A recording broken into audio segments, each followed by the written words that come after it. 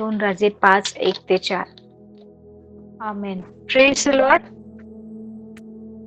नामांबद्दल काही लोकांना माहित असेल. Praise the lord, praise the Lord.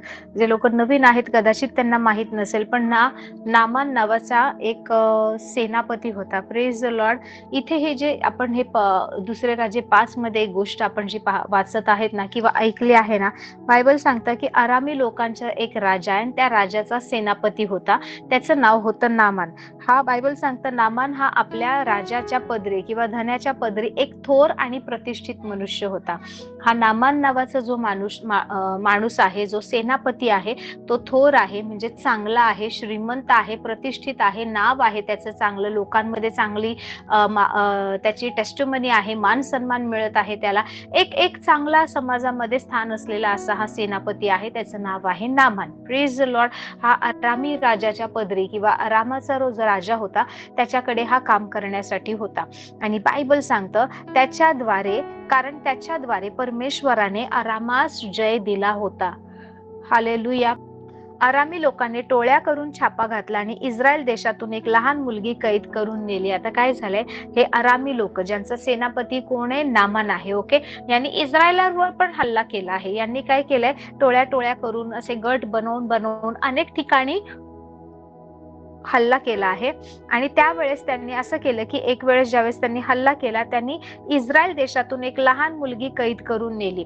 पहा, जेव्हा पण युद्ध व्हायचं, जर सुरुवातीच्या काळातले तुम्ही आपला भारताचा एवढा इतिहास आहे, इतका युद्धाचा इतिहास आहे आपल्याला, तर युद्ध व्हायचं तेव्हा काय व्हायचं की एक राज्य ज्यावेळेस दुसऱ्या राज्यावर येते किंवा एक राजा आणि दुसऱ्या राज्यावर ज्यावेळेस स्वारी करतोय दुसऱ्या राज्यावर, तर त्यांचं राज्य बळकावलं जायचं. त्यांच्या स्त्रिया, त्यांचे तरुण पुरुष, त्यांच्या राज्यातली सगळी संपत्ती हे सगळं मिळवलं जायचं. मग हे तरुणींना घेऊन जायचे, आपल्या राज्यामध्ये काम करण्यासाठी ठेवायचे, गुलाम म्हणून ठेवायचे. त्यांची संपत्ती, पैसा, भांडी, चांगल्या गोष्टी, पोशाख हे सगळं घेऊन जायचे आणि उरलेल्या गोष्टींचा ते नाश करून टाकायचे. ओके, सो युद्ध जेव्हा पण व्हायचं, तर युद्धामध्ये हरणाऱ्या व्यक्तीला किंवा हरणाऱ्या राज्याला, हरणाऱ्या प्रदेशाला, हरणाऱ्या देशाला जिंकणारा राजा जो आहे तो पूर्णपणे लुटून न्यायचा. आता इकडे झालंय, हा नामान जो आहे हा पराक्रमी वीर आहे, सेनापती आहे. याने खूप चांगलं युद्ध कौशल्य याच्या ठायी आहे आणि त्याने ज्या टोळ्या करून वेगवेगळ्या ठिकाणी हल्ला केला होता, इस्रायलवर सुद्धा केला होता. आणि त्यावेळेस त्यांनी एक इस्रायली मुलगी त्यांनी हरवलं आणि तिकडच्या लोकांना ज्यावेळेस कैद करून नेलं, त्यांच्यामध्ये असं झालं की एक इस्रायली लहान मुलगी सुद्धा या सगळ्यांमध्ये कैदी बनून त्यांच्यासोबत गेली होती. Praise the Lord. बायबल सांगतं त्याने त्या लहान स्त्रीला काय केलं, स्वतःच्या बायकोची सेवा करायसाठी ठेवलं. त्याने पहिले ही लहान मुलगी आहे, चांगली आहे, ह्या नामानाची एक बायको होती, त्या बायकोच्या सेवेसाठी, बायकोला मदत करेल घरामध्ये वगैरे, थोडंसं सहाय्याला होईल कामासाठी म्हणून तिने आपल्या स्त्रीच्या सेवेस त्याने त्या मुलीला ठेवलं होतं. बायबल सांगतं ती आपल्या धनीनेच म्हणाली. आता ही लहान मुलगी आहे, तिकडे तिला युद्धामध्ये कैद केला आहे, बंदीवान म्हणून तिला पकडला आहे.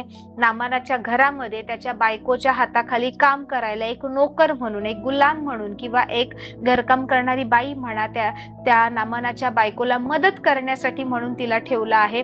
आधी घाबरत भीत तिथे गेली असेल, आता कंटिन्यू काम करते. काही दिवस, काही महिने उलटले असतील आणि ह्या नामानाची जी बायको आहे आणि ही जी मुलगी आहे यांच्यामधलं ना संबंध चांगले व्हायला लागले. बोलता कामाची देवाणघेवाण किंवा असं थोडंफार त्यांच्यात वार्तालाप व्हायला लागल्या.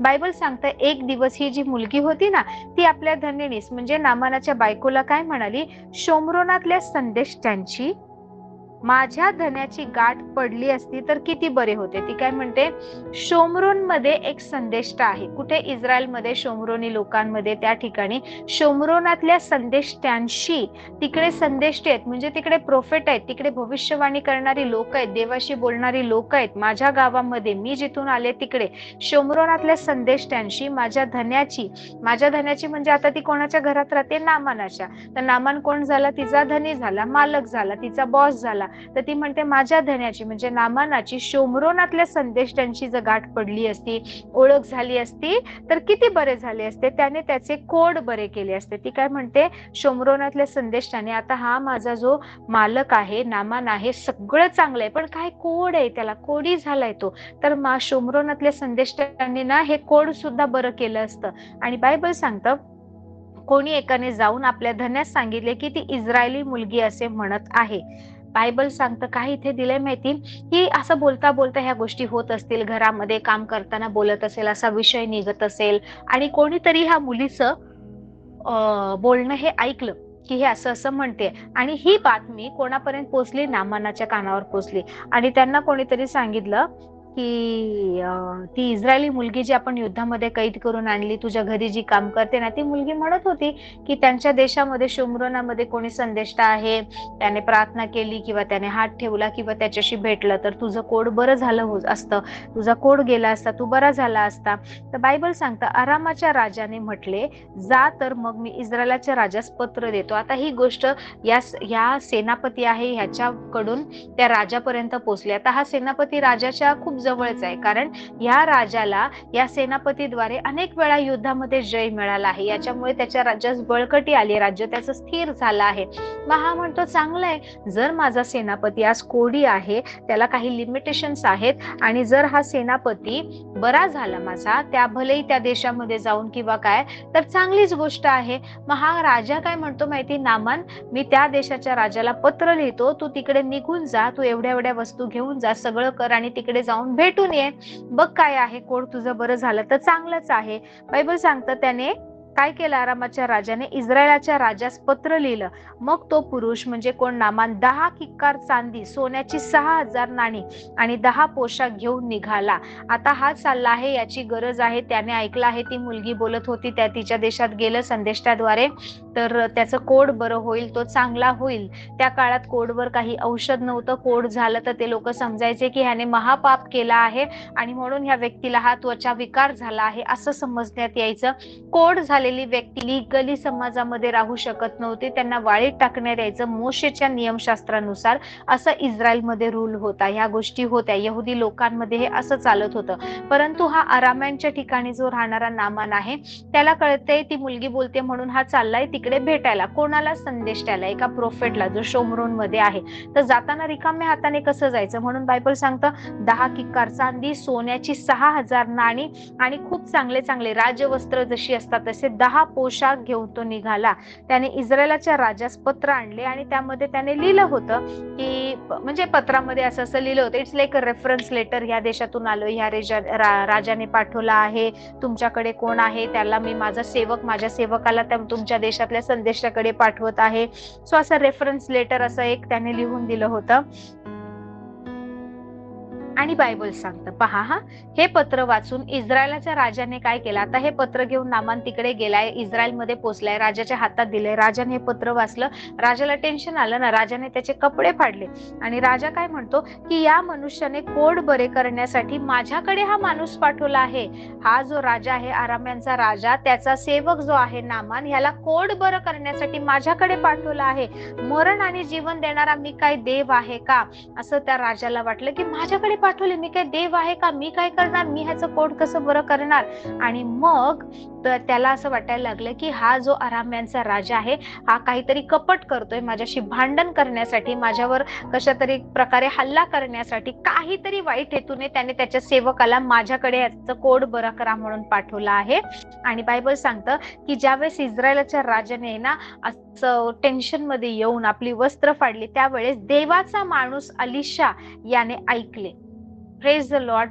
देवाचा माणूस, ओके, त्या ठिकाणी देवाचा एक माणूस होता, एक संदेष्टा होता, त्याचं नाव होतं अलिशा.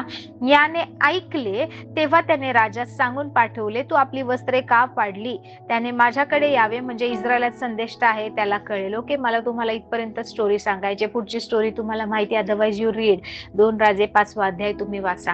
आता इकडे काय झालंय, ह्या राजाने त्याच्या महालामध्ये तिकडे वस्त्र फाडली आहेत.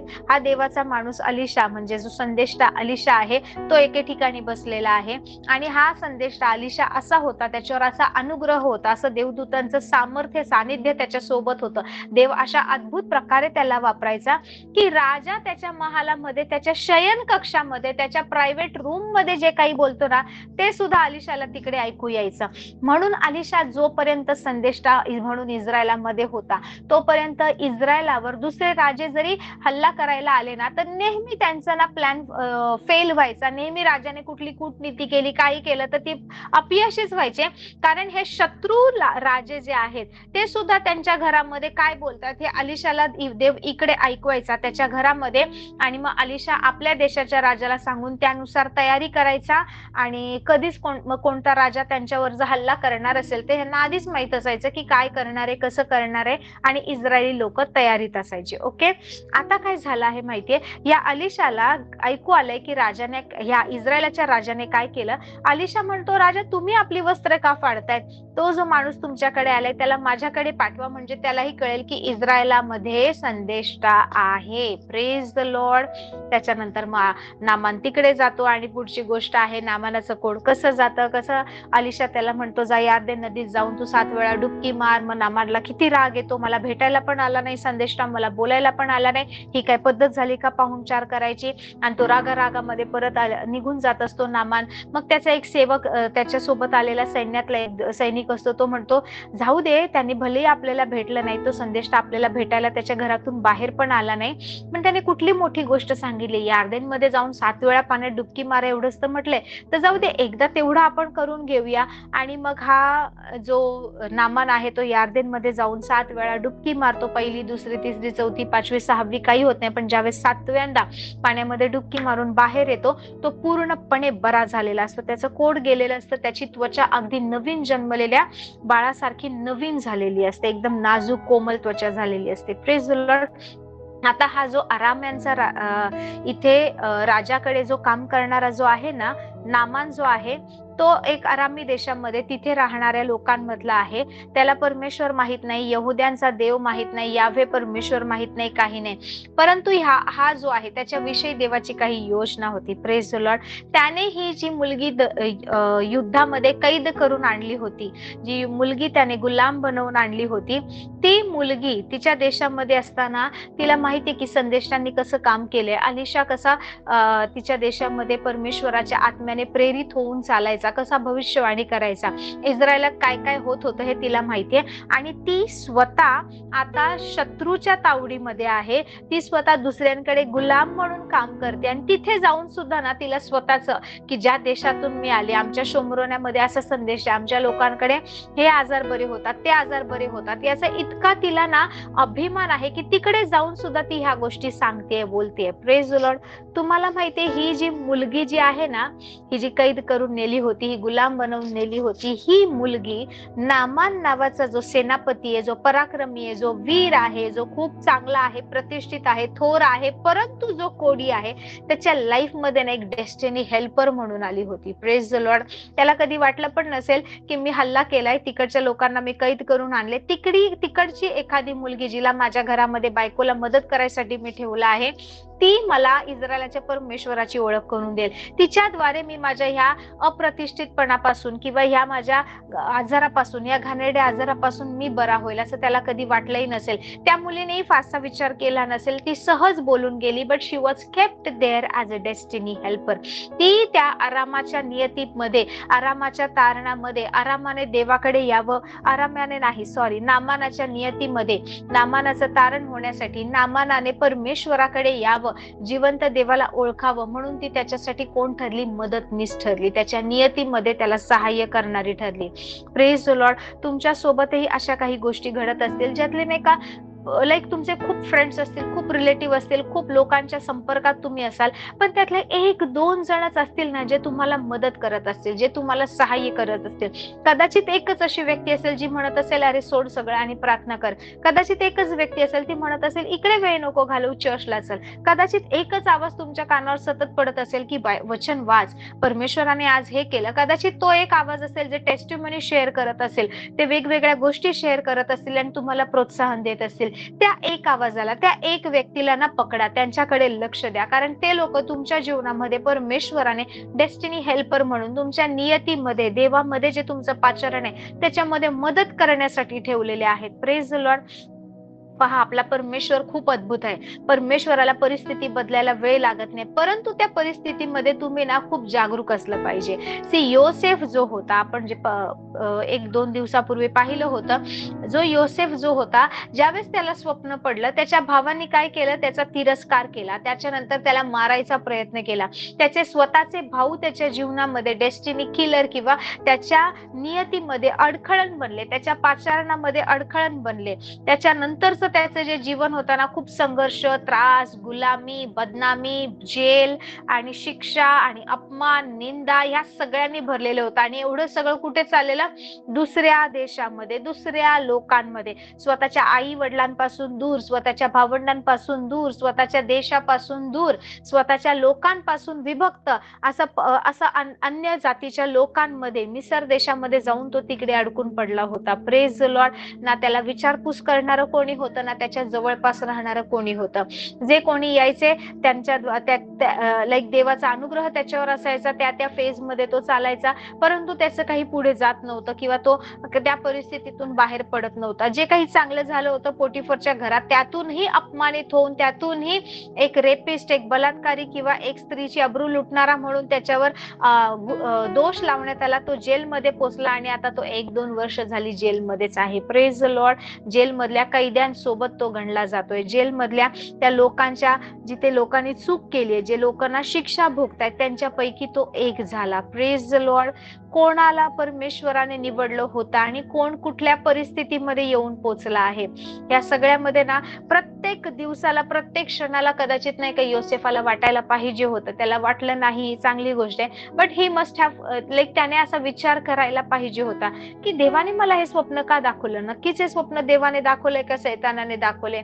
मी ते स्वप्न पाहिल्यापासून माझ्या लाईफ मध्ये सगळ्या चुकीच्या गोष्टी सुरू झाल्यात. आधी तर मला ते स्वप्न खूप चांगलं वाटलं, मला असं वाटलं की हे स्वप्न असं आहे, तसं आहे, प्रभू मला हे करणार आहे. पण नाही, देव तसं माझ्या जीवनामध्ये काहीच करत नाहीये. उलट सगळंच उलट झाले. माझे भाऊ माझे वैरी झालेत, माझे वडील पण आता माझ्या दृष्टीस पडत नाही, माझ्या छोट्या भावाला मी गमावून बसलो आहे, मला ह्या लोकांनी मारायचा प्रयत्न केला. नक्कीच ते स्वप्न देवापासून असणार. त्या स्वप्नापासून नाही का माझं पूर्ण लाईफ बर्बाद व्हायला सुरुवात झालीये.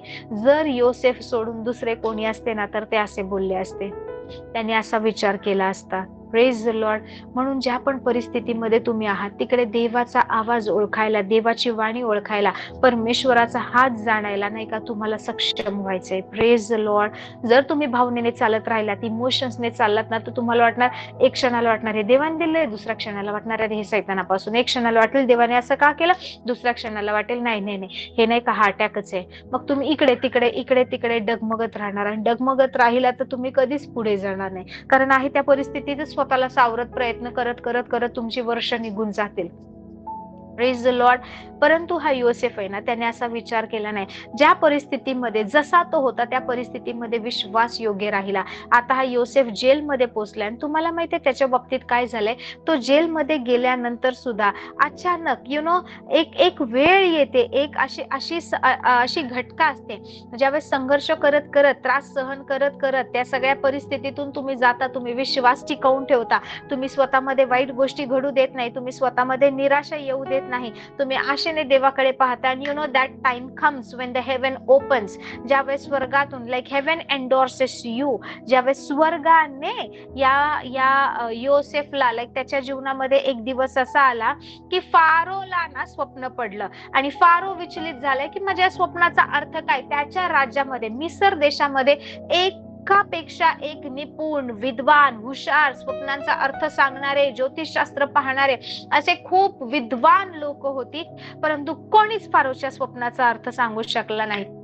ज्या वेळेस परमेश्वराला तुमची परिस्थिती बदलायची असते, मग परमेश्वर राजाला स्वप्नही पाडू शकतो किंवा राजाची झोप उडवूही शकतो. Praise the Lord. आता हा जो फारो आहे, मिसर देशाचा राजा, त्याला स्वप्न पडले आणि कोणालाच त्याच्या स्वप्नाचा अर्थ सांगता येत नाही. राजा विचलित झालाय, राजा रागावला आहे, फारो खूप अस्वस्थ झाला आहे आणि त्याला त्याच्या स्वप्नाचा अर्थ जाणून घ्यायचे. कारण त्याला 2 स्वप्न पडली, पण दोन्ही स्वप्न 7-7 अशी होती. एकदा तर कणसांचं स्वप्न पडतं, त्याच्यानंतर म्हशींचं स्वप्न पडतं त्याला, पण दोन्ही मध्ये 7-7 नंबर त्याला दिसत असतो आणि त्याला कळत नाही की हे काय आहे, कुठल्या गोष्टी आहेत, देव काय बोलत आहे, त्याला काहीच समजत नाही आणि तो खूप विचलित झालाय. कारण त्याला समजते की काहीतरी दैवी संकेत आहे, काहीतरी देव सांगण्याचा प्रयत्न करतोय, but I am not able to decode this dream. हे स्वप्न काय, ह्याचा अर्थ मला लावता येत नाही. आणि त्या काळामध्ये त्यावेळेस जो राजाच्या समोर जो होता, जो प्याले दरबार किंवा बरदार किंवा जो राजाच्या हातात जो प्याला देणारा जो नोकर होता ना, त्याला आठवतं मी जेलमध्ये असताना एक तरुण मुलगा होता ज्याने माझ्या स्वप्नाचा अर्थ सांगितला आणि तसंच घडलं होतं. आता त्याला आठवण येते, जेलमध्ये एक योसेफ नावाचा एक कैदी आहे, त्याला स्वप्नाचा अर्थ सांगता येतो. हालेलुया. आता या योसेफाबद्दल फारोला सांगतोय आणि फारो म्हणतोय असं आहे, त्याला स्वप्नाचा अर्थ सांगता येतोय, तर लगेच त्याला जेलमधून बाहेर काढा. ज्यावेळेस फारो म्हणतो जेलमधून बाहेर काढा, त्यावेळेस तुम्हाला कुठल्या कोर्टात जावं लागत नाही, कुठल्या वकिलाकडून बेल घ्यावी लागत नाही, कुठली केस लढावी लागत नाही. Praise the Lord. इतके दिवस जो शिक्षा भोगतोय, जे पाप त्याने जे केलं नाही, जी चूक त्याने केली नाही, जो गुन्हा त्याने केला नाही, त्याची शिक्षा भोगतोय आणि त्याने ती चूक केल्यासारखं ना सिद्ध झालं आहे, कारण त्याच्या बाजूने पुरावे नाहीयेत, काहीच नाही. आणि तिकडून ती स्त्री त्याच्या विरोधात बोलते, पोटिफरची बायको, त्यामुळे हा दोषी आहे. He is guilty of this sin. हे ठरलेलं आहे. म्हणजे जे पाप त्याने केलं नाही ते पाप त्याच्या वतीने सिद्ध झाले आणि तो शिक्षा भोगतोय आणि कोणीच त्याला तिथून आता बाहेर काढू शकत नाही, कोणीच त्याला सोडवू शकत नाही. पण ज्यावेळेस परमेश्वराला तुम्हाला लॉन्च करायचं असतं, ज्यावेळेस परमेश्वराला तुम्हाला बाहेर काढायचं असतं, ज्यावेळेस परमेश्वराला तुम्हाला तुमच्या डेस्टिनी मध्ये चालवायचं असतं, त्यावेळेस या जगाचे कायदे, कानून, नियम या सगळ्यांच्या पलीकडे जाऊन परमेश्वर आपल्यासाठी मार्ग उघडतो. Praise the Lord. आता या योसेफच्या बाबतीत काय झालं माहिती, याच्याबद्दलची माहिती फारोच्या एका नोकराद्वारे, एका सेवकाद्वारे मिळाली आणि फारोचा स्वप्नाचा अर्थ सांगण्यासाठी ते योसेफला बोलावून आले. इतकं तातडीने, इतकं अर्जंट बेसिसवर बोलावून आलं ना, की बायबल सांगतं की योसेफने लगेच काय केलं माहिती का, लगेच त्यांनी शेविंग केली. अरे राजाला भेटायला जायचं, जेलमध्ये दाढी वाढले, केस वाढले, अवतार झाले, असंच नाही जाऊ शकत ना. जसं त्याच्या वतीने हुकूम आला की या कैद्याला सोडा, राजा ह्याला भेटू पाहत आहे, राजाला भेटायचं आहे, तर फारोकडे ह्याला न्यायचंय, लगेच त्याने नाही का चांगले कपडे घातले, त्याने शेविंग केलं, त्याने केस कापले आणि एकदम चांगला सज्जन सभ्य माणूस जसं एखादं दिसतं तसं बनून तो राजासमोर गेला आणि राजाच्या स्वप्नाचा अर्थ सांगितला. Praise the Lord. ज्यावेळेस स्वर्ग तुम्हाला पाठिंबा देतं, ज्यावेळेस परमेश्वर तुमच्या बाजूने उभा राहतो, मग एका रात्रीमध्ये काही होऊन जातं, काहीही. एक रात्र सुद्धा भरपूर आहे. त्या क्षणामध्ये सगळे टेबल्स बदलले जातात, सगळे नियम बदलले जातात, सगळे कायदे कानून बदलले जातात आणि परमेश्वर तुमच्यासाठी नवीन गोष्टी करण्यासाठी सामर्थ्य आहे. Praise the Lord. पण त्या परिस्थितीमध्ये, त्या घटकेपर्यंत, त्या वेळेपर्यंत विश्वासामध्ये टिकून राहायचंय. आज नाही झालं, आज डगमगली आणि मग परत उद्या उभे राहिले आणि परत पडले नाही, स्थिर राहायचं आहे. म्हणून देवाचं वचन सांगतं, be still and know that I am God. स्तब्ध राहा आणि जाणून घ्या की मी परमेश्वर आहे. We should know. आपल्याला समजलं पाहिजे. आज आपण आहे ना नुसतं देवाकडे कुरकुर कुरकुर कुरकुर कुरकुर असं आहे तसं आहे, देवा देवा देवा देवा करत राहतो. आपण कधी जाणून घेतलंय का की ज्याला आपण हाक मारत आहोत तो कोण आहे, त्याचं सामर्थ्य काय आहे, तो काय करू शकतो आणि तो किती महान परमेश्वर आहे हे समजून घेतलंय का? ज्यावेळेस तुम्हाला समजेल की तुम्ही कोणत्या सामान्य व्यक्तीशी, कोणत्या एकदम हलक्या व्यक्तीशी बोलत नाहीये, जर सगळ्यांच्या वर जो आहे, जो निर्माण करता आहे, ज्याने या सृष्टीची निर्मिती केली, ज्याने मनुष्याला घडवलंय, ज्याने सैतानाला आपल्या पायाखाली तुडवलं आहे, ज्याने त्याचा एकुलता एक पुत्र आपल्यासाठी, आपल्या पापांसाठी दिलाय, ज्याने आपल्या पापांची किंमत मोजली आहे, ज्याने आपल्याला पापातून सोडवलंय, नरकातून बाहेर काढलंय आणि आपल्यावर इतकं प्रेम केलंय की स्वर्गीय जीवन आपल्याला देते, हे सत्य ज्यावेळेस आपल्याला समजेल ना, I am telling you, praise the Lord, त्यावेळेस तुम्हाला समजेल की तुम्ही कोणासोबत बोलत आहात, कोणाच्या नावाने प्रार्थना करत आहात आणि कोणत्या परमेश्वराच्या समोर तुम्ही येशूच्या नावाने जात आहात. Praise the lord. There is power in the name of lord Jesus Christ. Hallelujah. येशू ख्रिस्ताच्या नावामध्ये सामर्थ्य आहे. तुमच्या जीवनामध्ये कोण ते डेस्टिनी हेल्पर आहे, कोण तुम्ही अपयशी झाल्यावर सुद्धा वचनातून तुम्हाला बोध करतं, कोण तुमच्यासाठी प्रार्थना करतं, तिकडे लक्ष द्या. मोशेच्या जीवनामध्ये माहितीये का डेस्टिनी हेल्पर म्हणून कोण आली? Praise the Lord. मोशेच्या जीवनामध्ये त्याला डेस्टिनी हेल्पर म्हणून सगळ्यात पहिलं तर त्याची बहीण, त्याची आई, नंतर फारोची कन्या आली, कारण तिने पाण्यातून त्याला बाहेर काढलं, तिने फारोच्या महालामध्ये त्याला ठेवलं, त्याला शिकवलं, सगळ्या गोष्टींचं शिकवण दिलं. सो ज्या घरातून, ज्या राजमहालातून, ज्या वाड्यातून त्याच्या विरोधात मृत्यूचं फरमान निघालं होतं, त्याच घरात, त्याच वाड्यात, त्याच फारोच्या कन्येद्वारे परमेश्वराने मोशेचं संरक्षण केलं. सो फारोची कन्या मोशेसाठी डेस्टिनी हेल्पर झाली. अनेक वर्षानंतर मोशे ज्यावेळेस पळून गेलाय, 40 वर्ष मिद्यानी देशामध्ये राहिलाय, तिकडे मोशेचा जो सासरा आहे इथरो, तो त्याच्या जीवनामध्ये डेस्टिनी हेल्पर बनलाय. इतकंच नाही, तो काउन्सिलर बनलाय. Praise the Lord. अशी लोक कदाचित तुमच्या लाईफ मध्ये येतील. तुम्हाला वाटेल अरे हे लोक तर नाही का आहे, काय माझ्या जीवनामध्ये काम करणार, ह्यांच्याद्वारे प्रभू काय करणार. कोण तुमच्यासाठी आहे आणि कोण तुमचा ना आशीर्वाद चोरी करायसाठी, कोण तुमच्या पाठीत सुरा खुपसण्यासाठी आहे, एवढं जाणून घ्या. Praise the Lord. कमजोर पडू नका, कारण देवाने ज्यावेळेस आपल्याला परमेश्वराने योजना दिली आपल्या जीवनासाठी, त्याने ती योजना पूर्ण करण्यासाठी मदतनीस आपल्या जीवनामध्ये ठेवलेत. डेस्टिनी हेल्पर्स आपल्यासाठी ठेवलेले आहेत. परमेश्वराने आपल्यासाठी अशी लोक ठेवली आहेत. So locate your destiny helpers. I pray lord, their destiny helpers will locate them. There has, त्यांच्या नियतीसाठी मदत करणारी जी लोक ठेवली आहेत, त्यांना सहाय्य करण्यासाठी ती लोक, यांची भेट होईल प्रभू येशू ख्रिस्ताच्या नावाने. ती लोक त्यांना सहाय्य करतील येशू ख्रिस्ताच्या नावाने. आणि ह्या लोकांना, हे लोक सुद्धा परमेश्वर डेस्टिनी हेल्पर्सना हे लोक ओळखतील, त्यांना रेकग्नाइज करतील, त्यांचा सन्मान करतील, आणि परमेश्वर त्या गोष्टींद्वारे, त्या काउन्सिलिंगद्वारे ते आत्मिक जीवनामध्ये पुढे जातील येशू ख्रिस्ताच्या नावाने. Thank you Jesus, thank you Lord. So God is इतका प्रेमळ, इतका चांगला, आपल्याला कधीच एकटं सोडत नाही, आपला कधी त्याग करत नाही. प्रभू जे म्हणाला, मी तुला कधी अनाथ असं सोडणार नाही ना, दिस इज ट्रू. तुम्हाला माहितीये, मोशे इस्रायल राष्ट्राला बाहेर काढले, आता अरण्यामधून प्रवास करत आहे. परमेश्वराने त्याला नियम दिले आहेत. तो रोज इस्रायल लोकांची भांडणं सोडवत, माझे हे भांडण झालं, हे झालं, माझ्या शेजाऱ्याने हे केलं, यांचा वाद, यांचा नाही का, सगळ्या गोष्टी सोडवत सोडवत दिवसभर बसलेला असायचा. आज ही फॅमिली आली, ती फॅमिली आली, ह्याचं हे झालं, त्याचं ते झालं, हिच्या शेजारणीने हे केलं, त्या मुलांनी हे केलं, या सगळ्या गोष्टींचं नाही का देवाकडे बसून तो न्याय निवाडा करत बसायचा. आणि काही वर्षानंतर असं होतं की मोशेचा सासरा इथरो, किंवा ज्याला जेथरो म्हणतात, तो रघुबेल त्याला भेटायला येतो. आणि तो बघतो, भेटायला आल्यावर हा सकाळपासून संध्याकाळपर्यंत इकडे नाही का तंबू ठोकून बसलाय, आणि सगळे लोक आपापली भांडणं, आपले वाद मोशे समोर घेऊन येतात, आणि सगळ्यांची भांडणं आणि वाद सोडवता सोडवता संध्याकाळपर्यंत मोशे तिकडे चढकून राहतोय ना, खाण्यापिण्याची उसंत, त्याला काही कळत नाही. हा इथरो त्याच्या जीवनामध्ये डेस्टिनी हेल्पर बनून येतो. तो म्हणतो, हा इथरो जो आहे, त्याचा सासरा जो आहे, तो मिद्यानी लोकांमध्ये राहणारा, मिद्यानाच्या कल्चरला फॉलो करणार आहे, पण हा मोशेसाठी आशीर्वाद बनतो. आणि मोशेला म्हणतो, अरे मोशे, तू जे करतोय ते चुकीचं आहे, तू जर असं करशील ना तर तुझा जीव कंटाळेल, तुला नको नकोच होईल, सकाळपासून संध्याकाळपर्यंत तू ह्या गोष्टी करत बसलाय, तर तू एक काम कर, यांच्यामधून निपुण असे, बुद्धिमान असे, हुशार असे वडीलधाऱ्या लोकांना निवड, त्यांना एक एक लोकांना 50 लोकांचा ग्रुपवर लीडर बनव, असे तू नाही का वडीलधारी माणसं नेम, त्यांना लीडर बनव, त्या लोकांना ते सांभाळतील, तू असं कुठपर्यंत एक भांडण सॉल्व्ह करत बसणार. आणि मोशे त्यानुसार करतो, तो वडीलधारी लोकांची नेमणूक करतो. Praise the Lord. सो आपल्या लाईफ मध्ये काही लोक अशी देवाने ठेवली आहेत, जी लोक खरीच आपल्यासाठी ना खूप मोठा आशीर्वाद ठरतात, खूप आपल्याला पुढे ढकलण्यासाठी, आपल्याला योग्य डिसिजन घेण्यासाठी मदत करतात. एक कैदी कैद्यांमध्ये पकडून आणलेली एक मुलगी त्या सेनापतीचं जीवन बदलू शकते. तिच्या एका वाक्याद्वारे, तिच्या बोलण्याद्वारे.